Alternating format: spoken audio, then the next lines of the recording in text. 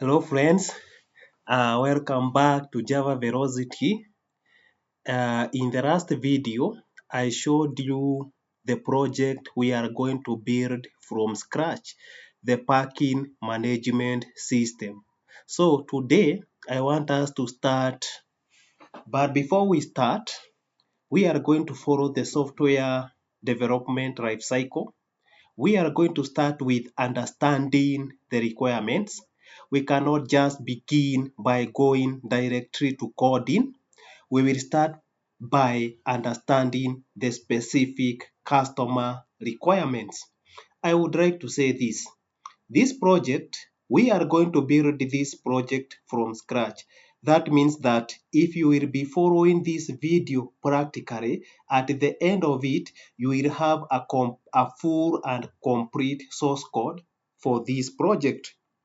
If by any chance you are not going to follow to the end and you want the source code for this project, I can avail this source code at a fee. The source code is completely free if you are going to follow to the end, do the things hands-on. But if you just want a shortcut, you want just to get the source code, I can give you this source code at a fee. So let us continue. So a client approached me and said that I want a simple parking management system. So this is an assumption we are making that a client approached us and presented this requirement to us. So I want us to go through the software requirements specification, the project overview. The project title is Parking Management System. The parking management system is a web-based platform that allows users to search, book, and manage parking spot digitally. It streamlines the process of parking spot allocation and payment using integrated online payment system. That is, we have Stripe and mobile money. In this case, we are going to use M-Pesa as the mobile money. The system also automatically handles fines for overdue parking, sends notifications, and provide an admin dashboard for full oversight. Let us see who are the stakeholders of this system. So we have users who are customers who book parking spots. We have administrators who are the managers overseeing all the parking spot and systems operation. So basically, for the sake of this video, the admin will have super user or super privileges, but they will not be able to delete transactions. So let us go to system. This is automated processes for fines, email alerts, and booking management. So in this case, in any software development, there are functional requirements and non-functional requirements. So basically, functional requirements are what the system is doing. So in this case, we have the following features. A user can view a parking spot, book parking spot, view my bookings, make payment via Stripe or mobile money, which in this case will be M-Pesa. M-Pesa is a mobile money service provided by Safaricom. So we have automatic fine calculation, email notifications, exit booking, only if no fines. So basically, what you will do is once you log into the system as a user, you should be able to view the available parking spot and you should be able to book a parking spot. And after booking, you should be able to see all your bookings and you should be able to make payments for your booking and fine calculation. This is automatic. Basically, what this means is that you have entered a parking spot for a duration of 3 hours. If after 3 hours you have not yet exited the parking spot, the fine will start calculating automatically and so on. So these are the admin features. The admin will have all user features, all the users available to the all the features available to the users. And in addition to that, the admin will be able to add parking spot, view all parking spot, view audit logs. So audit log, this will store it will keep track of every activity that is happening in the system. So the admin will also be able to view the report, that is the revenues, the number of booked spots, the number of users that we have, and other dashboard reports. The admin will also be able to enable and disable users, deactivate users, and so on. So we go to business rules. These are the business rules. Rule number 1, booking becomes active only after successful payment. That means that if you book and you don't pay, that booking is not active. So, and you will be considered when another person comes and make payments for the same booking before you, that booking automatically is taken. So the grace period, so this one we have to agree, but the grace period of 10 minutes means that if I have booked a certain spot for 3 hours, if those 3 hours erupt, you will be given a grace period of 10 minutes to exit the parking spot.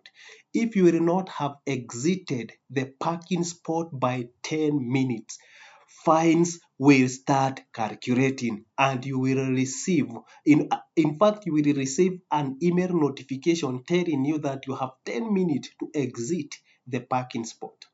So fines are priced after the grace period based on time overrun. Users with unpaid fines cannot exit the booking.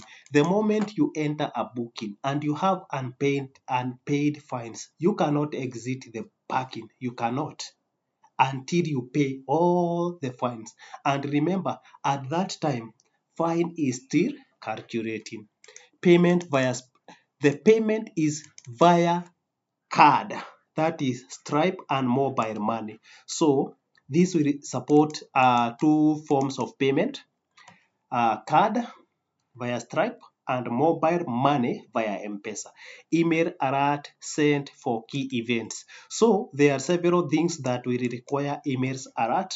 Number 1 is when you have made a successful booking, it will send an email to you after you make payment detailing information about the booking, that is the parking spot number, the vehicle number, the amount, the parking duration, and so on.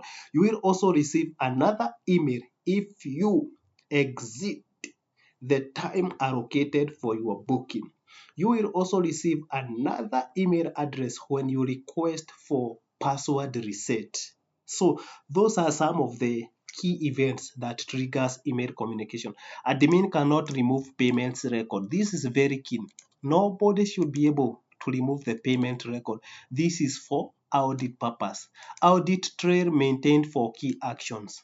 Yes, there should be audit trails because assume we had unauthorized access to the system, or maybe some money were were accidentally tampered with. We should be able to see who did what at what time.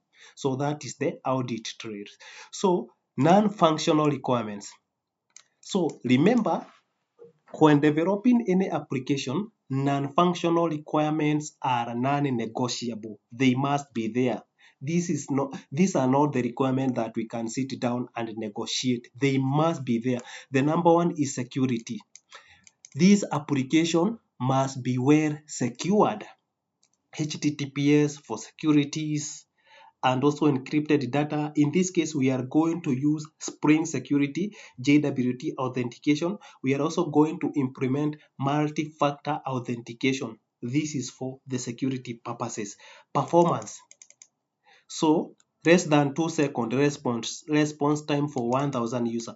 We are going to do some performance optimization like proper indexing, query optimization, those kinds of things. We are going to do them caching with the help of Redis. Scalability, support multiple parking locations. We are going to develop a system that is scalable. Availability, 99.9% uptime. Auditability, that is logs for all action. Responsiveness, mobile friendly UIs. So these are non-functional requirements. Let us go to payments handling. We are going to integrate Stripe, that is card payment, with webhook. Webhook is just for processing the payments callbacks.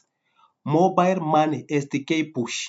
So we are going to use an M-Pesa API for SDK push. So these APIs are availed via Daraja portal. We are going to see. If you go to Daraja portal, or basically if you type there Daraja portal, you are going to see this portal, Safaricom Developers Portal, where you will have various API. It provides you with the documentation you can use to integrate with mobile money services. So in this case, you will have to create an account, login, then check the various APIs that we have. Then fines triggered. This one we have talked about. Invoice auto-generated. Yes, this is after you pay for a booking. You receive an invoice via email. So email notification. This is sent for successful booking, payment confirmation, grace period alerts, and fine application, exit restriction due to fines, and so on. Booking life cycle.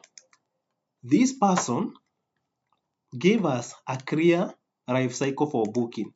So the user logs into the system, you view the available parking spot, you select the parking spot and the time, you make payment, booking is activated, the timer starts. So basically, user view the available parking spot, then you select the time, you select the spot, you key in some few details like the vehicle number, the start time, and the end time. So based on that, it will automatically calculate the amount you are supposed to pay. You will proceed to make payment. You can pay via M-Pesa or via card. Once you have paid, now your booking becomes active. And what happens is that that parking spot now becomes booked. Therefore, it is not available until you exit parking. So the timer starts immediately you make payments and the booking is activated. The timer starts. So the grace period will begin after your end time is elapsed. Then you will have to exit or fine will be applied for overstay. Exit allowed if no dues. So this is like a booking life cycle. Future consideration. So we are going to improve this parking management system even for the future. We can add the QR code based exit or entry. The moment you enter, you just scan a QR code, you pay for the parking, okay? Then when you want to exit, you just scan the QR code, it tells you the status. So real-time availability via sensors. Maybe this can be implemented using sensors whereby the moment you enter, you are presented with a parking card. So once your parking is complete and you want to come back, you just insert your parking card inside a spot, and based on the IoT sensors, the exit will be open for you. Prepaid credit or subscription, filtered admin reporting, AI-based suggestion, and one more features that we are going to add here is microservices approach. Microservices approach. In the due time, for the sake of this video, everything is monolith, but later we are going to convert this monolith to microservices, and there we are going to see how we make serious design issues. Why microservices?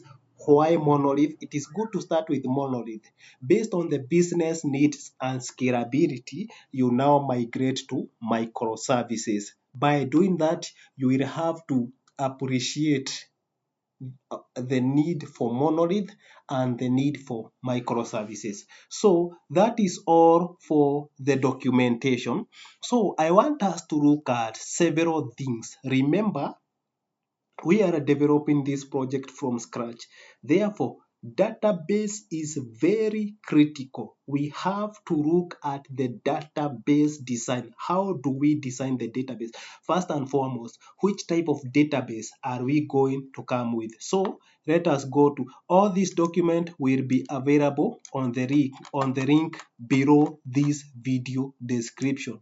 Let us go to the other document. This is the database. So to set up the database schema, in this case, we are going to use MySQL database. MySQL database. You can decide to use PostgreSQL, but for the sake of this video, we are going to use MySQL. Why use MySQL? The reason why I go with MySQL is number one, MySQL is a relational database. Therefore, I will be able to maintain relationship and ACID transaction. So I will give you the scripts that you are going to execute. But before that, we need to have a big picture of how the database will look like. We need to design the database. So, and this is what we are going through. We have seen the various requirements. That means that number one, there must be the user of the system. Therefore, we have the users table. And this users table will have various fields. We have user ID, which is an integer, account expiry date, which is a date, in case we want to control these accounts to be expiring. Account non-expired, these are Boolean that indicate whether your account is expired or not. Account non-locked, these indicate that your account is locked or not. Created date, credentials expiry date. So your account may be active, but your password or credentials may be expired. So it is good to set this maybe for securities purposes, like an account requiring you to change your password every 1 month, every 2 months, so and so on. That is a good security feature. So email enabled, this means that your account is active or not active.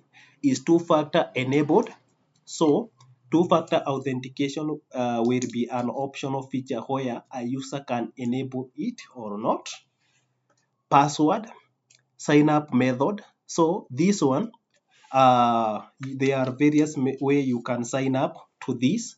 You can sign up with the help of email address. You create an account, or with the Google or GitHub account.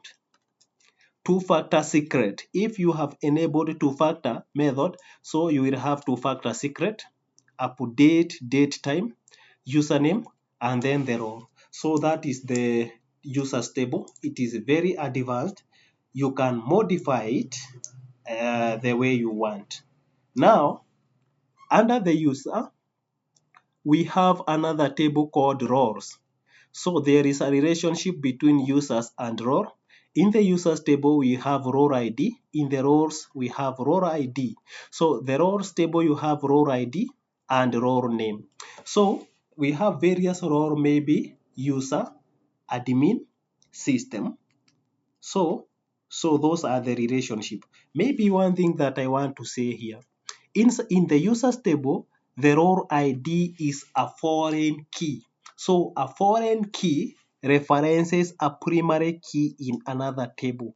In this case, this role ID references the role ID in this roles table. And with the help of this role ID, we can be able to know the role name. Okay? You can make also your user management to be a little bit more robust by adding permissions, fine-grained access. So you can decide to add permissions. So you tie a role to a specific permission.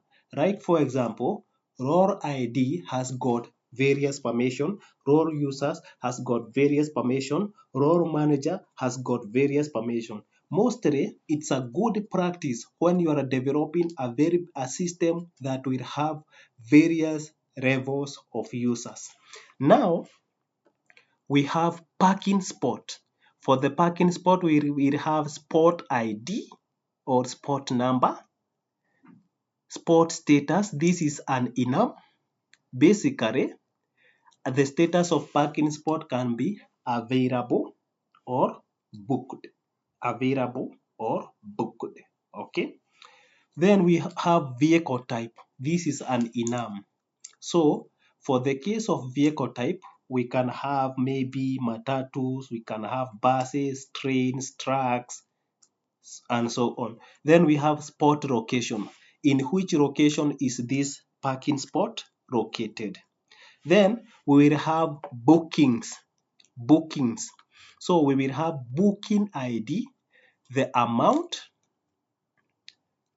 We will also have end time, payment status, start time. So this payment status, there are various payment status we are going to maintain throughout this application. The first payment status is initiated. That means that you have either initiated an M-Pesa SDK push, or you have initiated a card processing, or those Stripe session.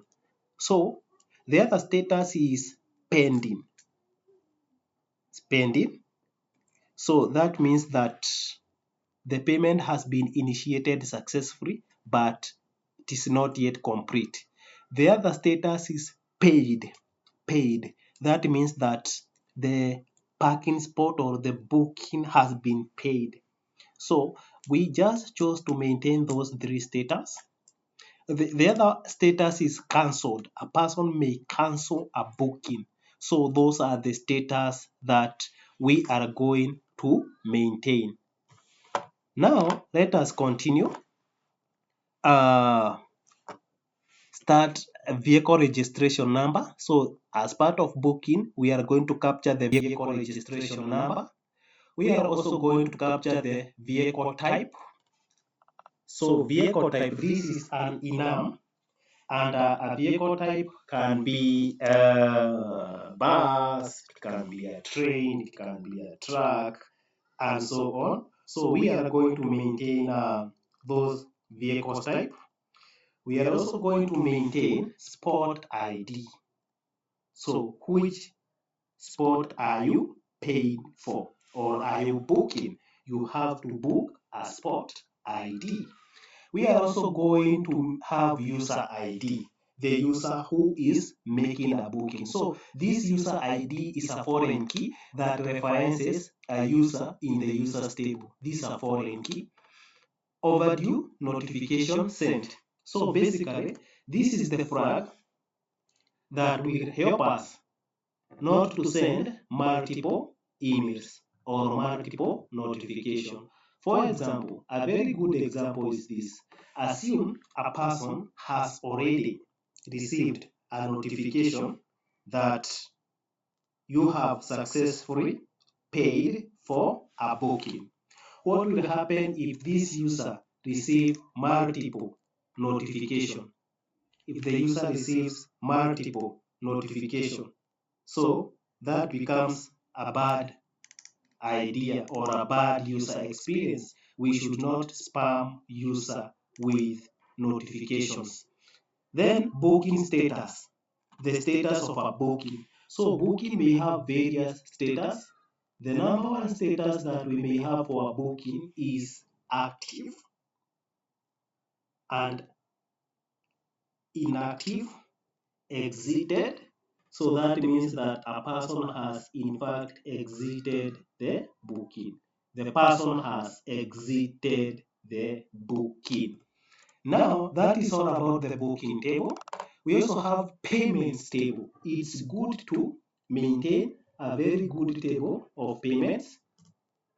So under the payments table, we have the payment ID, payment amount, payment method, which can be card, M-Pesa, cash, payment reference number, payment date, booking ID is payment completed. So this is payment completed means that the payment has been made successfully. Now you can see there are various relationships. For the payment, we have the payment, we have the booking ID from bookings table. This is a foreign key because basically what you are doing, you are paying for a booking. You are paying for a booking. Okay? Yes. Now let us continue. We also have a table called fines. I hope we are together up to this point. We have another table called fines. So we have fine ID, amount, due date. This is the due date when you are supposed to have paid your fine. We have issued at, status of that fine. Is that fine paid or not? So that is the purpose of the status. We have a booking ID. This fine is tied to a particular booking. We have a user ID. A fine should be tied to a user. Yes, then we have fees. Under fees, we have the ID, our relate vehicle type. Various vehicle types have got various fees. Like for example, the parking for trucks. If you park a truck for 1 hour, the amount that you should pay is different from parking a personal car or a taxi. Then we also have another table called audit log. So these keep tracks of all the activities that are happening inside the system. Like for example, we maintain ID, the action which you are doing, the timestamp, the details of that activity, entity ID, like is it affecting the payment, the user, the fines, and so on, entity name, changed by, or the user, basically, this is the user who is doing that action, and so on. Then we also have another table called password reset token. This is in case you want to reset your password. We have expiry date token, whether it is used or not, and the user ID. So a token is tied to a user ID. So up to that point, I hope we are good. I am going to provide all these things to you. So this is the table that I sat down as a solution architect to think about the system, what are the tables that should be there. Then I went ahead to create these database tables. Okay, I hope we are together. Yeah, so database is a very critical thing. If you design poorly, it might bring some troubles at the end. So these are just the SQL script, create tables or create rows, and they should be executed in this order because of some primary key constraints. So create table rows, create table users, create table parkings, create table fees, create table bookings. So assume, for example, you start with the booking table. You want to create the booking table without first of all creating the user table. This script will start executing, but the moment it reaches the user ID, integer not null, references users, user ID, it will start looking for users table, and once it is unable to locate that table, it will throw an error. That is why I am saying if you are to run this script, run them in this order that I have given you. Okay, yes. So let us continue. So the other thing is the design of our system. Remember, our design is a little bit simple because we are not going to follow the microservice architecture. For now, we are going to follow the monolith architecture. And based on the scalability need, we are going to migrate this or to scale this to microservices based architecture, everything is going to change when it comes to microservices. But for the microservices, it is based on the user requirements and scalability concerned. So microservices is a bit more scalable than a monolith. However, there are some problems that we shall have to deal with when migrating to a microservice architecture. So I want to take you through this architecture. So we have the front end. So front end can be a React application or a mobile application. So maybe you make a request from the front end, it goes to the back end. So in this case, our back end is a monolith. So the back end processes the request. The backends interact with the DB and processes that request. Then it receives the response from the DB and then gives the response back to the front end. So in this case, our front end is acting as our client and our back end is acting as our server. But if we drill down, this back end will act as a client, then our database will act as a server. So I know you should be familiar with client-server model. Client-server model. So for the backend, the backend, remember, is exposing APIs to the front end. This is exposing the APIs to the front end, but there are some activities that are not exposed directly to the front end, like there are schedulers or background processing, like payment processing, callbacks, also email notifications, and so on. Those are background activity that will happen, and once those background activities happens, mostly those activity involves email notification and payment gateway processing. So up to that point, I hope we are together up to that point. So basically, that is all about what we are going to do. So it's very good to first of all understand the requirement, then understand the design before you jump into the coding part, because this is not a normal crude application or a to-do app. This is a real application. We are going to incorporate production features, what you will be doing in your real life job. So this course is more of a comprehensive training to make you job ready. So having said that, let us now go to start our coding. So I want us to go to our Spring Initialize Z or Spring Initialize. So this is a bit tricky. You don't know whether it is initializer or initializer. Now I want us to go and do our initialization. So in this case, we select the Spring Boot version 3.4.4. Later on, I will change this to maybe 3.4.3 for compatibility issue, but you can just decide to go with the latest version. So at the time of recording this video, the latest version of Spring Boot, as you can see, is 3.5.0 snapshot. That means it is not stable.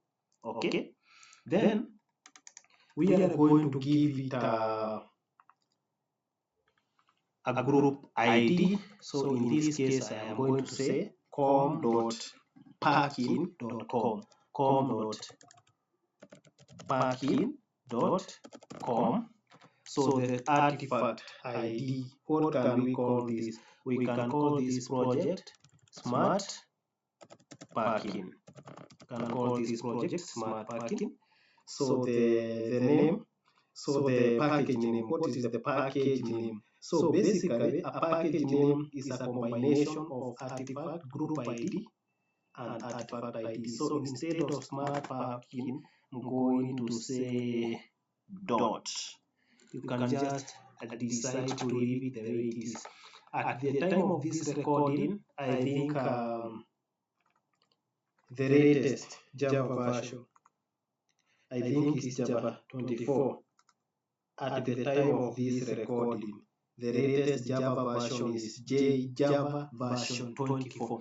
But for the sake of this video, we are going to use the Java 17. Remember, for packaging, use Jar, and project is Maven, and it is Java. Now I want us to add the libraries and the dependency that we are going to use for this project. So the number one dependency that we are going to use is web. We are going to use Spring Web. We are going to use Spring Web. The other dependency that we are going to use is JPA.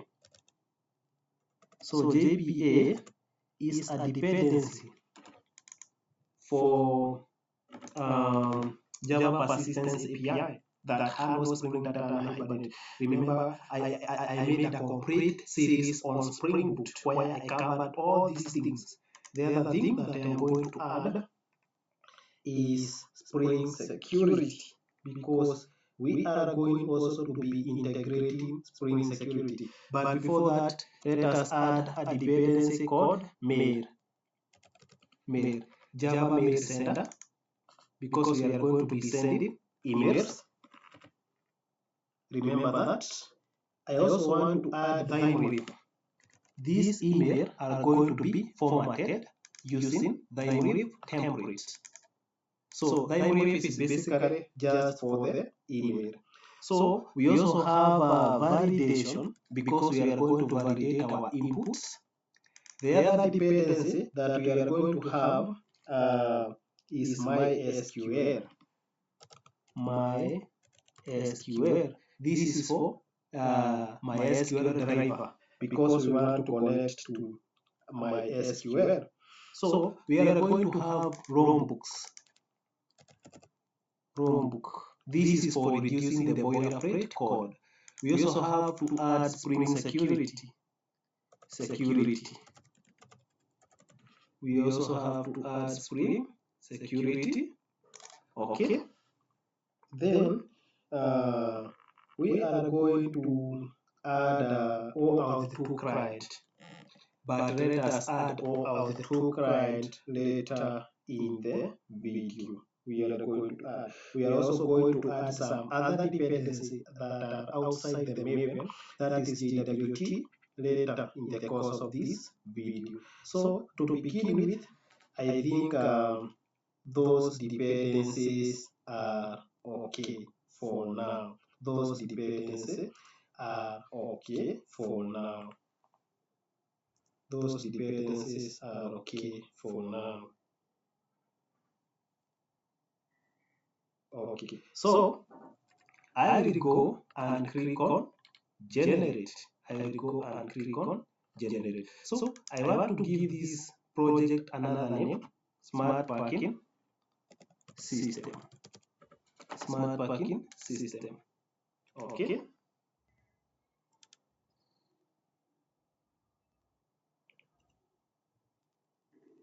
Smart Parking System. Let it generate.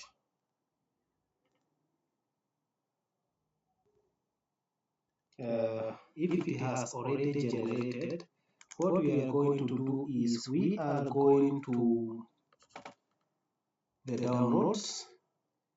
There is this Smart Parking System. Going to copy. So I am going to go to the desired folder where I want to do this project from. I will go to this file and I am going to paste it here. Then I am going to extract files. So okay. Then after extracting, now I have Smart Parking System. I am going to open this pom.xml. Open. So I have set that pom.xml should be opened using IntelliJ.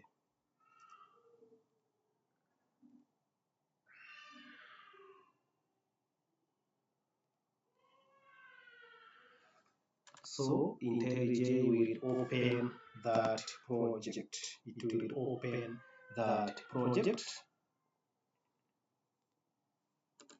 So we trust the project.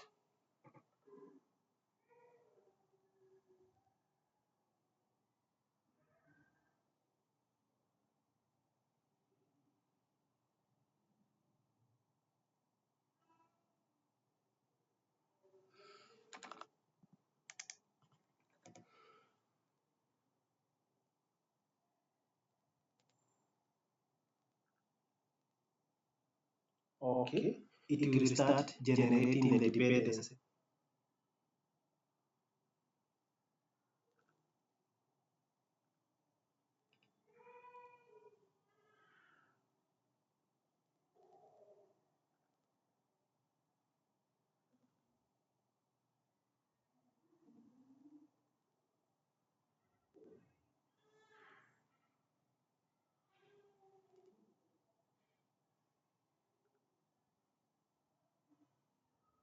So it might take time depending on your internet connectivity speed.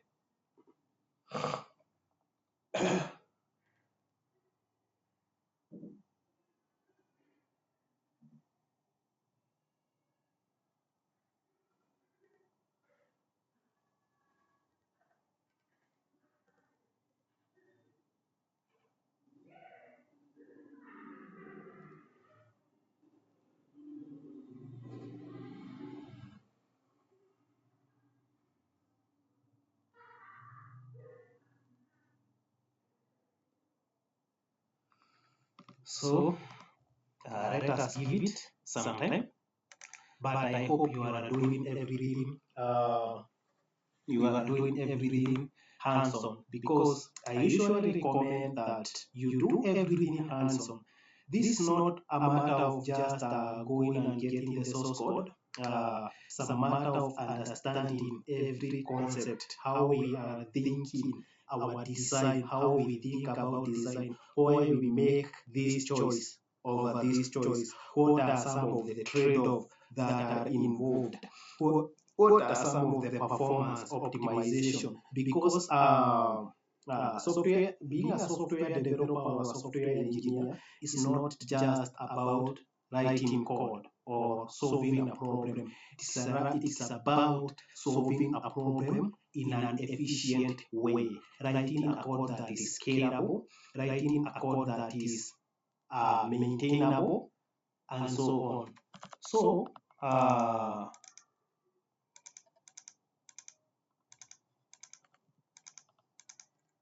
So I think let us wait for this project to complete. So I can see parking management system. Parking management system.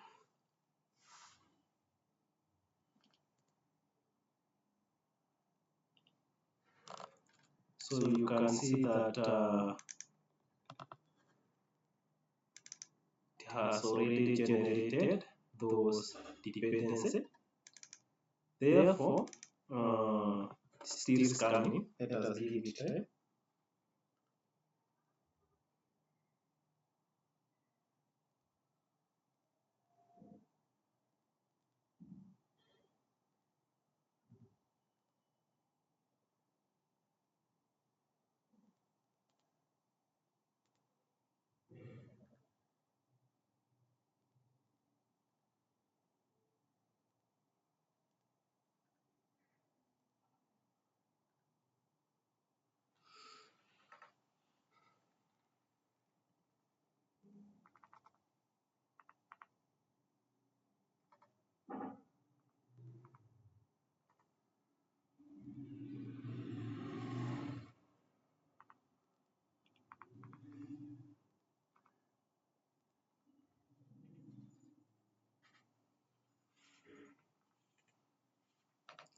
So I want us to create the various folders that we shall have in our application, various folders, and the project structure that we are going to have. Say the Java. So let us. So we are going to follow a certain project structure, so that later things, so that our project becomes maintainable. There are people who put everything in one package, and therefore this makes things not to be maintainable. For the sake of our system, remember it only comes with this package, this main application. And as I told you earlier, that the main application is the entry point of every Java application. Without this class, without this main method, your Java application will not execute. So I want us to create various packages. The first package that I want us to create is called config. This will store your configuration file. The second package that I want us to create is called controller.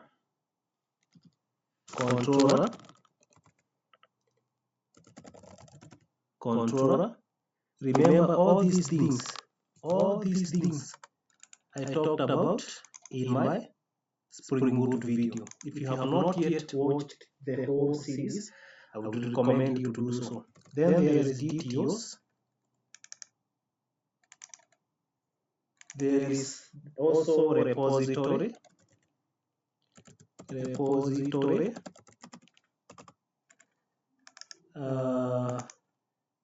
is also service layer. There is utils. There is a package called utils. There is also a package called security.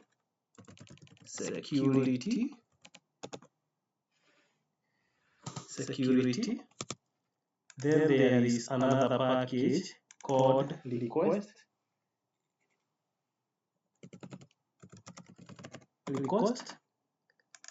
Another package called response.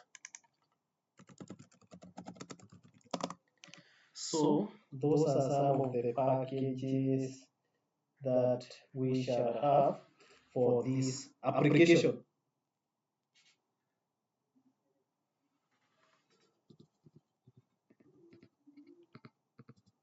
So I think we also need entities.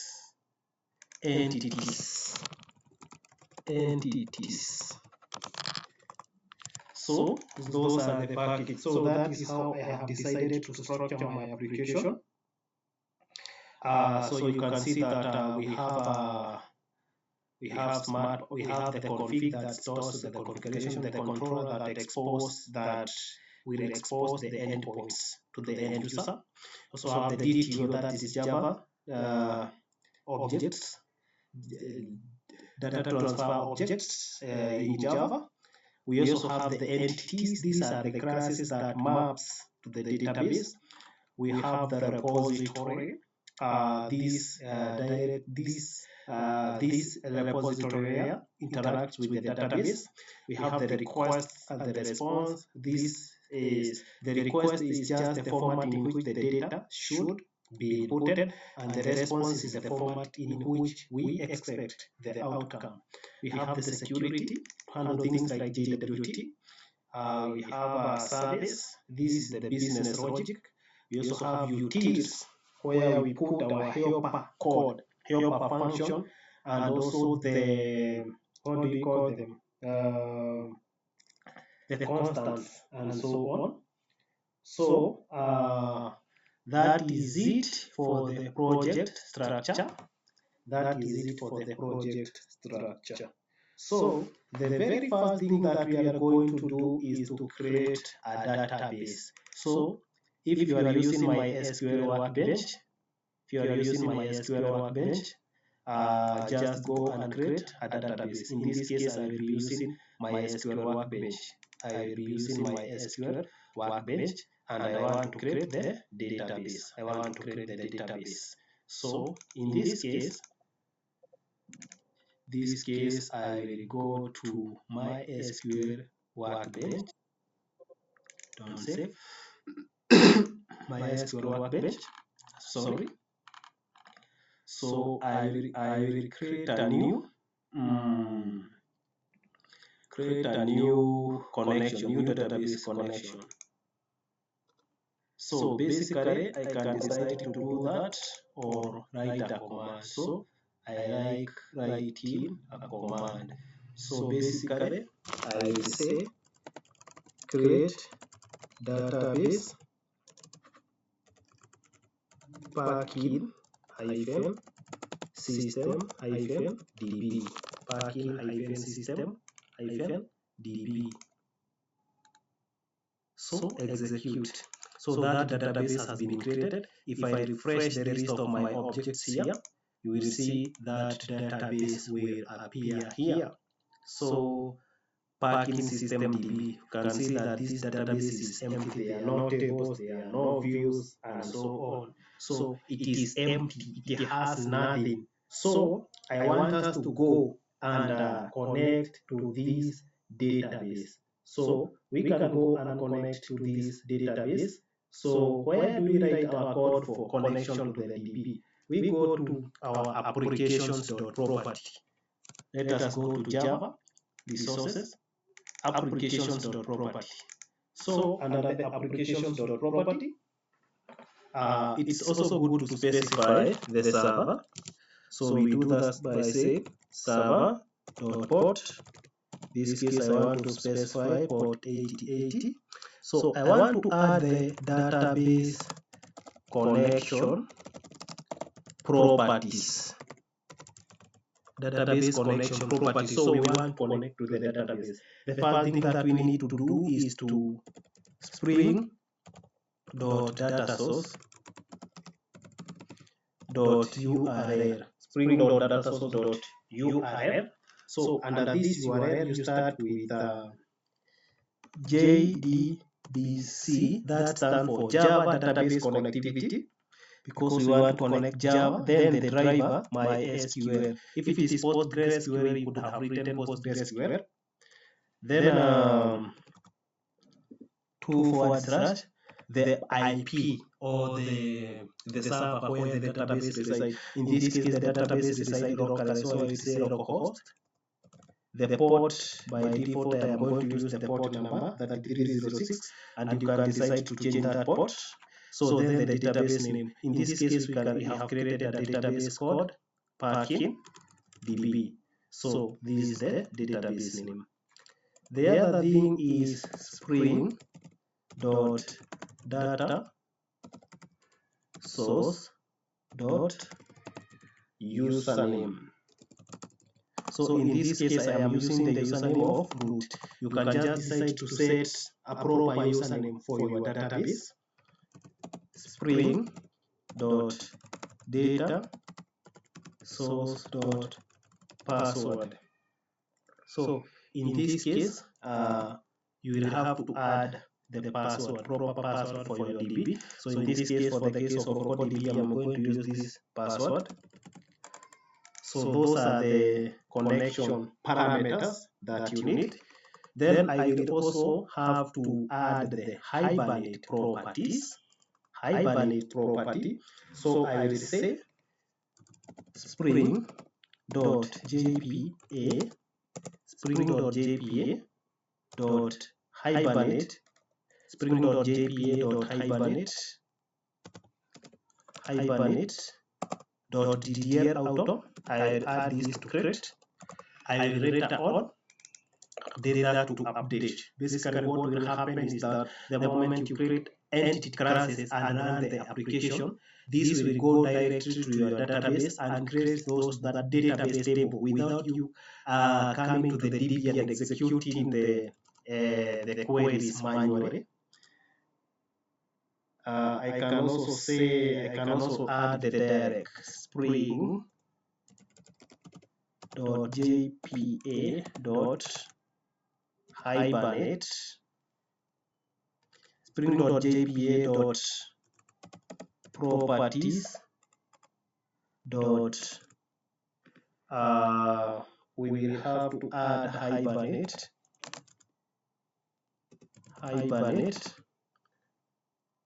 dot direct. I want to specify the MySQL, so this will be org dot hibernate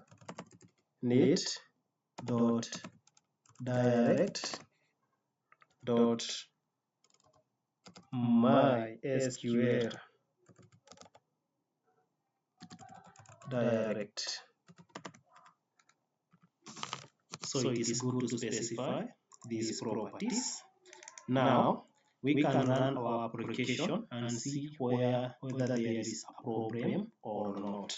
Let us run our application. At this point, we have done nothing but to connect to the database. To set up, we have done the setup and we have connected everything to the database, and we want to test the connection to the DB.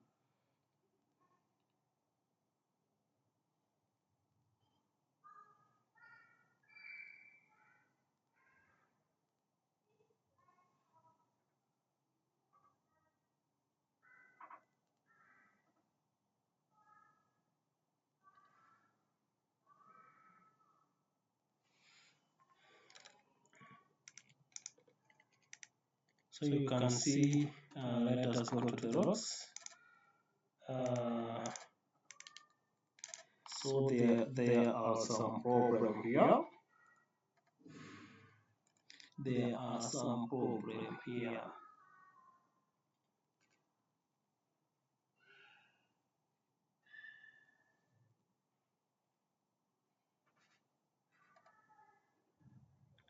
There are some problem here. So we can see basically where did the problem start. org.boot.select.this unable to resolve org.hibernate.direct.mysql direct. So it was unable to resolve that. Why was it unable to resolve that?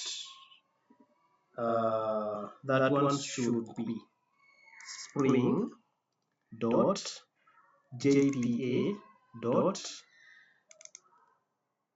properties dot hibernate dot direct is equals to org dot hibernate dot direct dot mysql. So mysql should be small y. That was where the problem was. That was where the problem was. So let us rerun our application.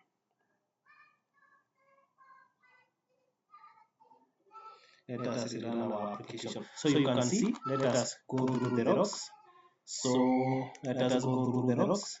You can see that no active profile, because I have not set the active profile. So we are going to come to that later. Bootstrapping is done. Data repository scanning is done. Tomcat initialized with port 8080. So you can see that we are using Tomcat as a server. And when we are going through the Spring Boot, I told you that Spring Boot has got an embedded server, which is Tomcat. So starting the service, Tomcat. So you can see that this is starting our service and so on, things to do with Hibernate. Then sorry, under the code. So we have the database, which is JDBC, the version of MySQL version. So we are connecting to the database version MySQL 8.0.28. Then we can see that JPA has been initialized successfully, and because we are using Spring Security, it has generated this password. So in case you want to use this password, maybe to log into your browser, this is the password. This generated password is for development use only. So you are recommended to set your own password in production. So the application started. So Tomcat started on port 8080, started Smart application. So this application has been started in 6.77 seconds. So that means that we have been able to connect to the database successfully. We have connected successfully to the database. So the next thing that I want us to do is maybe to create to set up the entity classes. So let us go and set up the entity classes. So remember, I will keep on revisiting this diagram because these are the entities that we need to set up. Those are the entities that we need to set up. So we are going to set up our entities. We are going to start with roles. So let us create a table called roles. So this is new Java class, and I am going to call this entity role.java. Okay, are we there? So I hope you are there. So I am going to add various things to this role entity. So I'm going to say add entity and entity. So I'm going also to add getter and setters from rowbook, and I am going to add or argument constructor. I'm going to add no as constructor. So in the next video, we are going to dedicate a full video to set up all those entities, to map all these entities. Let me go back to our Word document. All these entities, 1, 2, 3, 4, 5, 6, 7, 8, 9, 10. Plus some enums. So we shall have like 6 or 7 enums. So we are going to set all those things in the next video. So thank you so much. I will be uploading more and more videos. So I would like to ask you, it is taking too much effort for me to create such kind of a video. So if you have not yet subscribed to my channel, please do so. Hit the subscribe button, like and share this video so that they can be of help to as many people as possible. So let us meet in the next video. Bye.